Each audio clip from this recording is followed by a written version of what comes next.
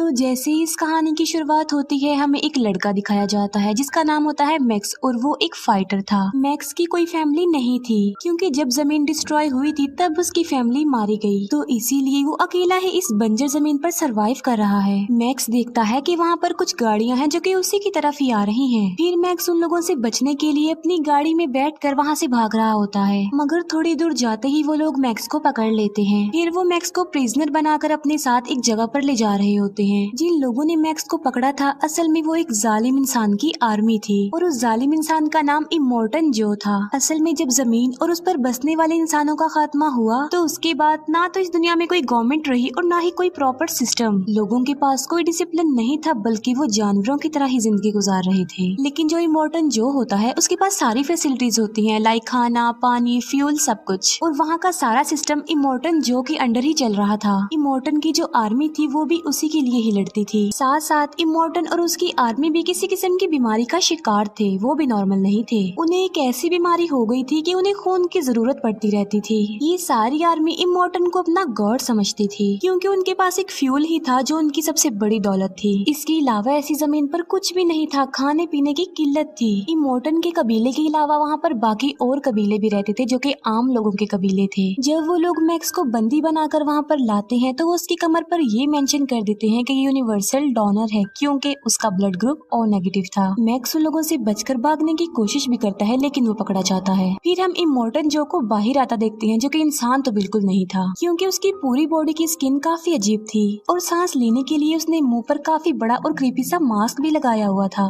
क्योंकि इमोर्टन का लीवर और लंग्स डिसेबल थे, इसी वजह से उसे सांस नहीं आता था। तो जैसे वो बाहर आता था लोग उसके नाम के नारे लगाते थे। तब थोड़ी ही देर के लिए वो लोगों में पानी छोड़ता है, लोग पानी पर टूट पड़ते हैं, और जब भी इमोर्टन का दिल चाहता तो वो उस पानी को बंद भी कर देता था। इसके बाद हम एक फीमेल कैरेक्टर को देखते हैं जिसका नाम फिरोसा था। फिरोसा असल में इमोर्टन की बेटी थी, साथ साथ वो कमांडर भी थी इमोर्टन की आर्मी की। फिरोसा कोई डील करने के लिए करीबी इलाके में ही जा रही होती है अपने साथियों के साथ क्योंकि काफी कुछ बदल चुका था और सरवाइव करना मुश्किल हो रहा था। इन लोगों ने अपनी गाड़ियों को जंग के लिए ही डिजाइन किया हुआ था। फिरोसा जो कि एक टैंक ट्रक चला रही होती है, बाकी उसके साथी उसे फॉलो कर रहे थे। प्लान के मुताबिक जहाँ पर फिरोसा ने जाना था वो वहाँ पर तो नहीं जाती बल्कि अपना रास्ता बदल लेती है।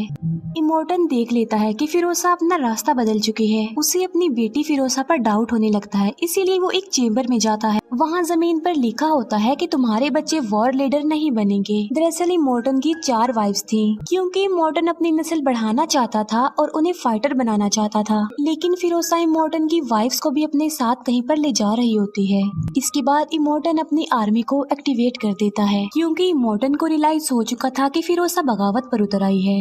इमोर्टन की जो आर्मी थी वो उसके लिए लड़ने मरने को तैयार थी। इमोर्टन की आर्मी में जो सबसे ज्यादा इमोर्टन को मानता था उसका नाम न्यूक्स था। न्यूक्स को भी वो बीमारी थी जब खून की जरूरत पड़ती है किसी को। जो भी इमोर्टन्स की वाइफ्स को वापस लाएगा वो तो इमोर्टन्स की नजर में अच्छा बन जाएगा, इसीलिए न्यूक्स यहाँ पर सबसे ज्यादा खुद को प्रूव करना चाहता था। यहाँ पर हम देखते हैं कि मैक्स का ब्लड न्यूक्स में ट्रांसफर हो पा रहा था। इस वजह से न्यूक्स काफी खुश था क्योंकि उसे खून की जरूरत जो थी। इसी वजह से वो मैक्स को भी अपने साथ ही ले जाता है। वो मैक्स को गाड़ी के साथ बांधकर लेकर जा रहा था और उसके फेस पर क्रीपी सा आयरन मास्क भी उसने लगा दिया था। इमोर्टन की आर्मी फिरोसा का पीछा करने लग जाती है। इन लोगों की जिंदगी का मकसद अब सिर्फ वॉर ही रह गया था। ये लोग जंग को काफी इंजॉय करते थे, इसीलिए जब भी ये लोग जंग पर जाते थे वो म्यूजिक लगा कर जाते थे। साथ साथ उनके पास बहुत ही खतरनाक किस्म के वेपन्स भी होते थे। फिरोसा जब अपनी मंजिल की तरफ आगे बढ़ रही होती है तब एक और कबीला उस पर अटैक कर देता है क्योंकि जितने भी लोग वहाँ पर जंग करने आए थे इस जंग के पीछे हर एक का अपना ही मकसद छुपा हुआ था।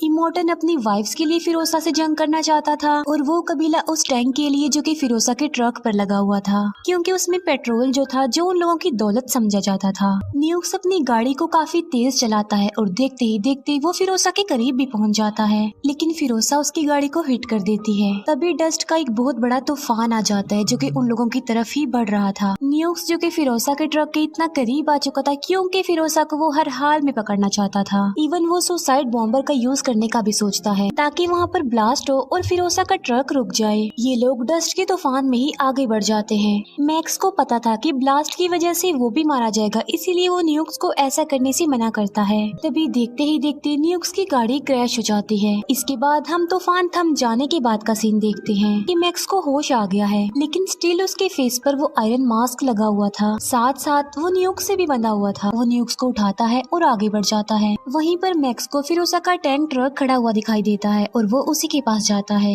वहाँ पर वो इमोर्टन की वाइफ्स को देखता है। इमोर्टन की एक वाइफ प्रेग्नेंट होती है। मैक्स उन लोगों पर बंदूक तान देता है और उन्हें प्रिजनर बना लेता है। मैक्स सबसे पहले उनसे पानी की डिमांड करता है और वो लड़कियां उसे पानी वाला पाइप दे देती हैं। इसके बाद जिस चेन से मैक्स बंधा हुआ था वो उसे काटने के लिए उनसे कटर भी मांगता है। इमोर्टन की एक वाइफ मैक्स की हेल्प करती है। वो उस चेन को काटने की कोशिश करती है लेकिन उसे कुछ नहीं हो पाता। फिरोसा देखती है कि इमोर्टन ने आसपास के लोगों को भी अपने साथ मिला लिया है और वो उसी की तरफ ही बढ़ रहा है। अब क्योंकि फिरोसा के पास टाइम नहीं था, वो यहाँ से निकलना चाहती थी, इसीलिए वो मैक्स पर अटैक कर देती है। मैक्स फिरोसा से मुकाबला करता है, उसे काफी मारता है। इसी दौरान न्यूक्स को होश आ जाती है और वो भी फिरोसा पर अटैक कर देता है। न्यूक्स मैक्स की हेल्प करते हुए एक कटर से उसकी चेन काट देता है। मैक्स फिरोसा का टैंक ट्रक लेकर वहाँ से भागने की कोशिश करता है, लेकिन थोड़ी दूर ही जाते ही वो टैंक ट्रक रुक जाता है और वो स्टार्ट ही नहीं हो रहा था। असल में फिरोसा ने अपने टैंक ट्रक में एक कोड लगाया हुआ था और उस कोड को हर थोड़ी देर बाद एक्टिवेट करने की जरूरत होती थी और तभी वो ट्रक चलता था और वो कोड सिर्फ और सिर्फ फिरोसा को पता था। इसीलिए वो सब लोग टैंक ट्रक की तरफ भागते हैं और मैक्स को ये सारी बात बता देते हैं। यहाँ पर मैक्स कहता है कि मैं सिर्फ फिरोसा को ही अपने साथ लेकर जाऊंगा क्योंकि इमोर्टन अपनी वाइफ्स की वजह से उनका पीछा कर रहा है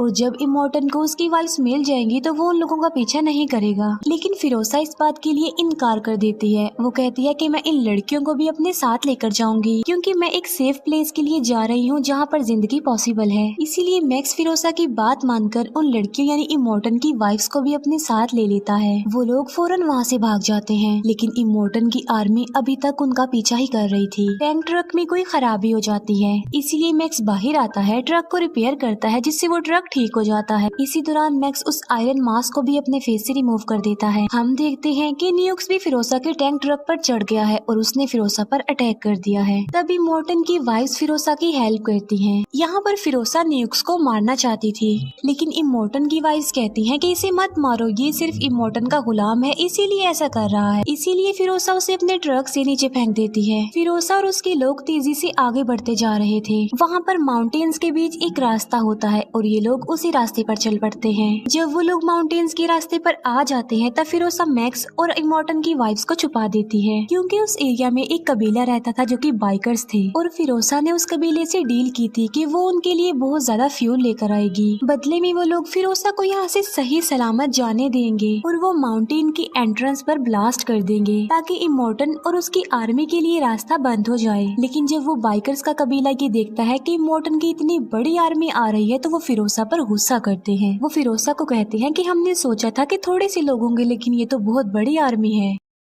अब फिरोसा को अपनी डील यहाँ पर खतरे में पड़ती हुई नजर आ रही थी, इसीलिए वो मैक्स को पहले ही सब कुछ बता चुकी थी कि आगे क्या करना है और उसने मैक्स को वो सीक्रेट कोड भी बता दिया था। जब फिरोसा को खतरा महसूस होता है तो वो मैक्स को इशारा करती है कि वो वहाँ से भाग जाए। मैक्स बिल्कुल ऐसा ही करता है। वो टैंक ट्रक को लेकर वहाँ से भाग रहा होता है। जो बाइकर्स का कबीला होता है वो भी वहाँ पर ब्लास्ट कर रहे होते हैं क्योंकि उन्हें अंदाजा हो चुका था कि मॉर्टन और उसके साथी एंटर होने वाले हैं उनके एरिया में। फिरोसा अपने टैंक ट्रक पर चढ़ने की कोशिश करती है लेकिन एक बाइकर उस पर अटैक कर देता है, लेकिन फिर भी किसी तरह फिरोसा बच जाती है। अभी मॉर्टन के लिए तो रास्ता ब्लॉक हो चुका था लेकिन ये लोग अपनी मंजिल की तरफ आगे बढ़ रहे थे। लेकिन वो बाइकर्स फिरोसा का पीछा करते हैं क्योंकि उन्हें पता चल चुका था कि फिरोसा के साथ कोई और भी है, जबकि फिरोसा ने कहा था कि सिर्फ वो ही अकेली यहाँ से बचकर जाएगी। ये मॉर्टन और उसकी आर्मी बंद रास्ते से ही आगे बढ़ने की कोशिश कर रही है। वहीं पर मॉर्टन न्यूक्स को देख लेता है और वो उससे भी अपने साथ शामिल कर लेता है, जबकि वो बाइकर्स फिरोसा और उसके साथियों का पीछा कर रहे थे उन्हें पकड़ने के लिए। वो बाइकर्स टैंक ट्रक में आग लगाने की कोशिश करते हैं लेकिन फिरोसा और मैक्स उनका काफी मुकाबला करते हैं। इमोर्टन टैंक ट्रक के पास आकर फिरोसा को शूट करने वाला होता है। तभी वो प्रेग्नेंट लेडी इमोर्टन के सामने आ जाती है। अब क्योंकि वो इमोर्टन की बच्चे की माँ थी इसीलिए इमोर्टन उसे कुछ नहीं कहता, उसे छोड़ देता है। अब न्यूक्स क्योंकि इमोर्टन के साथ था इसीलिए वो फिरोसा के टैंक ट्रक पर चढ़ने की कोशिश करता है। अब न्यूक्स के हाथ पर एक चेन लगी हुई थी जिसकी वजह से वो एक जगह पर अटक जाता है और उसके हाथ में एक गन भी थी वो भी गिर जाती है। इमोर्टन जब ये सब कुछ देखता है तो उसे काफी गुस्सा आ जाता है। उसी आर्मी में इमोर्टन का एक जायंट भी था जो कि असल में इमोर्टन का बेटा था।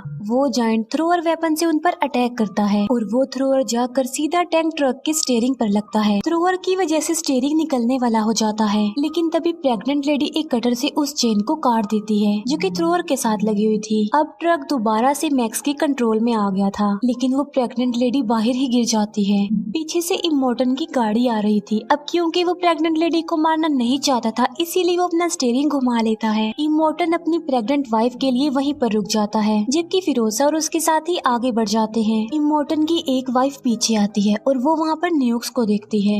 न्यूक्स जो कि काफी अपसेट था और मायूस भी था कि उसने कुछ भी नहीं किया, लेकिन इमोर्टन की वाइफ न्यूक्स को रिलैक्स करती है, जिसकी वजह से न्यूक्स को काफी अच्छा फील होता है। अब न्यूक्स डिसाइड कर लेता है कि वो इन लड़कियों यानी इमोर्टन की वाइफ्स की हेल्प करेगा। रात को फिरोसा मैक्स को अपने मकसद के बारे में बताती है। फिरोसा मैक्स को बताती है कि जब मैं छोटी सी थी तो मैं एक ग्रीन एरिया में रहती थी। वो बताती है कि उस जगह पर ग्रीनरी थी, इसी वजह से उसका नाम ग्रीन एरिया था और वो वहाँ पर अपनी फैमिली के साथ रहती थी। लेकिन तभी वहाँ पर इमोर्टन ने अटैक कर दिया और वो फिरोसा को अपनी बेटी बनाकर अडॉप्ट करके अपने साथ ले आया। वो कहती है कि मैं वापस अपनी फैमिली के पास जाना चाहती हूँ ताकि मैं भी एक इंसानों वाली जिंदगी जीऊँ, क्योंकि यहाँ पर तो लोग किसी जानवर से कम जिंदगी नहीं गुजार रहे थे। फिर वो लोग ऐसी जमीन से गुजरते हैं जहाँ पर दलदल था, यानी वो सारी जमीन दलदल ही थी और वहाँ पर उनका टैंक ट्रक फंस जाता है। दूसरी तरफ इमोर्टन की आर्मी अभी भी इन लोगों का पीछा ही कर रही थी। इमोर्टन की प्रेग्नेंट बीवी मर चुकी थी। इमोर्टन का एक साथी चेक करता है तो वो देखता है कि इमोर्टन का बच्चा भी मर चुका है। अपने बच्चे को खो देने की वजह से काफी गुस्से में आ जाता है। इमोर्टन अपने जॉइंट बेटे से कहता है कि तुम्हारा एक भाई था जो कि मर गया।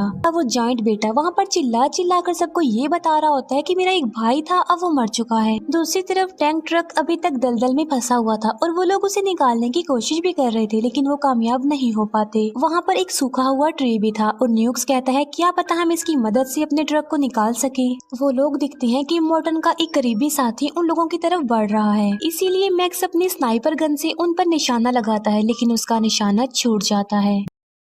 फिर उन पर फिरोसा निशाना लगाती है, जिसकी वजह से इमोर्टन के साथी की दोनों आंखें डैमेज हो जाती हैं और वो ब्लाइंड हो जाता है। लेकिन इमोर्टन का वो साथी फिर भी नहीं रुकता और फायरिंग करते हुए उनकी तरफ बढ़ रहा होता है।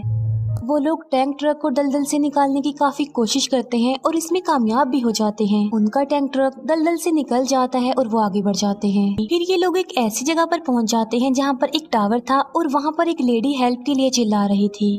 मैक्स समझ जाता है कि ये उन लोगों के लिए बिछाया गया एक ट्रैप है, लेकिन इसके बावजूद भी फिरोसा बाहर जाती है। तभी वहाँ पर कुछ बाइकर्स भी आ जाते हैं और अब हम ये जान पाते हैं कि जो लेडी टावर के साथ हेल्प मांग रही थी वो असल में फिरोसा की मदर थी। वहाँ पर एक बूढ़ी औरत भी थी जिसके पास कुछ बीज थे। ये बीज दुनिया के आखिरी बीज थे जो कि वेजिटेबल्स और फ्रूट्स के बीज थे, लेकिन उनके पास कोई ऐसी जमीन नहीं थी जहाँ पर वो इन बीजों को उगा सके। फिरोसा यहाँ पर बहुत उम्मीद लेकर आई थी कि यहाँ पर ग्रीनरी एरिया होगा, लेकिन जब फिरोसा देखती है कि यहाँ की जमीन भी बंजर हो गई है तो वो काफी डिसहार्ट होती है। वो काफी दुखी हो जाती है, चिल्लाती है और रोती है। फिरोसा की मदर उसे बताती है कि जिस दलदल एरिया से तुम आए हो असल में वही जमीन थी जहाँ पर हमने बीज उगाने थे, लेकिन वो जमीन भी अब बंजर हो गई है जो पहले ग्रीनरी एरिया था। ऐसा इसलिए हुआ क्योंकि रेडिएशन के साइड इफेक्ट्स की वजह से पूरी जमीन बंजर हो गई है और मर चुकी है। रात को ये लोग डिसाइड करते हैं कि वो इन बीजों और उन फीमेल्स को लेकर एक ऐसी जगह पर जाएंगे जहाँ पर जिंदगी पॉसिबल हो, यानी वहाँ पर ग्रीनरी हो। अब क्योंकि उन लोगों के पास कोई ऑप्शन नहीं था तो वो इस बात के लिए एग्री हो जाते हैं। मैक्स यहाँ पर फिरोसा को गुड बाय कहता है क्योंकि अब वो अपने सफर की तरफ जाने लगा था। नेक्स्ट मॉर्निंग वो लोग मैक्स को एक बाइक देते हैं और खुद भी बाइक्स पर बैठकर वहाँ से निकल जाते हैं।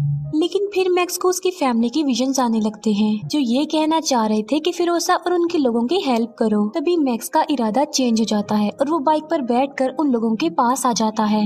मैक्स फिरोसा को समझाता है कि अगर तुम नई जिंदगी का स्टार्ट लेना चाहती हो, ग्रीनरी एरिया को ढूंढ रही हो, तो तुम वापस उसी जगह पर चली जाओ जहाँ से तुम आई हो। लेकिन वहाँ पर तो इन लोगों को इमोर्टन की वजह से खतरा था, लेकिन फिर भी फिरोसा मैक्स की बातों पर यकीन करके इस बात के लिए एग्री हो जाती है। वो वापस उसी रास्ते पर चल देती है जहाँ से वो आई थी, यानी इमोर्टन के एरिया से। इमोर्टन को जब ये बात पता चलती है कि फिरोसा और वो लोग वापस जा रहे हैं तो वो एक बार फिर से उनका पीछा करने लग जाता है। फिर यहाँ इन लोगों के दरमियान जंग छिड़ जाती है। मैक्स इमोर्टन को मारने की कोशिश करता है। वो बूढ़ी औरत मारी जाती है जिसके पास बीज थे। फिर फिरोसा इमोर्टन के फेस पर लगा हुआ वो मास्क ही खींच लेती है। अब क्योंकि इमोर्टन का वो मास्क उसके फेस के साथ ही जुड़ा हुआ था, जिसकी वजह से उसका चेहरा और ज्यादा भयानक हो जाता है। मौके पर ही इमोर्टन की मौत हो जाती है। फिर यहाँ पर न्यूक्स खुद को सेक्रीफाइस कर देता है, वो अपनी गाड़ी को ही ब्लास्ट कर लेता है। इसी बीच फिरोसा भी काफी इंजर्ड हो जाती है, लेकिन वो अपने एरिया तक अब पहुँच चुकी थी। इमोर्टन की आर्मी को जब ये बात पता चलती है कि इमोर्टन मर चुका है तो वो काफी खुश हो जाते हैं। वो देखते हैं कि फिरोसा वापस आ गई है, इस बात से वो काफी हैरान रह जाते हैं और अब वो फिरोसा को अपना लीडर मान लेते हैं और उसे ऊपर ले आते हैं। फिर यहाँ पर मैक्स अपने रास्ते अपनी मंजिल के लिए आगे बढ़ जाता है और फिरोसा उसे जाता हुआ देखती है। फिर हमें उस जगह का एक एरिया दिखाया जाता है जहाँ पर ग्रीनरी थी। अब क्योंकि फिरोसा उनकी लीडर बन चुकी थी तो आगे जाके वो सब कुछ सही कर देगी। इसी के साथ ही ये मूवी यहीं पर एंड हो जाती है। Thank you for watching.